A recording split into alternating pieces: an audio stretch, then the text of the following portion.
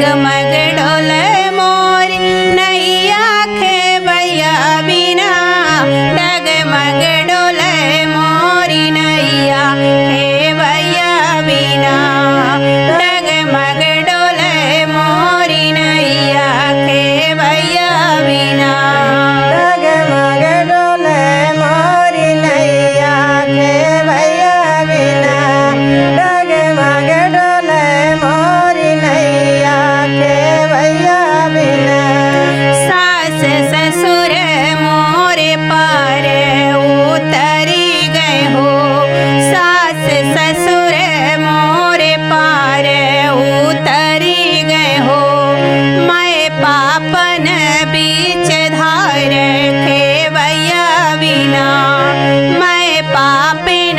बीच धार खेवैया बिना डगमग डोले मोरी नैया खेवैया बिना डगमग डोले मोरी नैया खेवैया बिना डगमग डोले मोरी नैया खेवैया बिना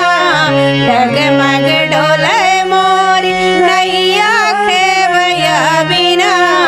डगमग डोले मोरी नैया खेवैया बिना डगमग डोले मोरी नैया खेवैया बिना डगमग डोले मोरी नैया खेवैया बिना।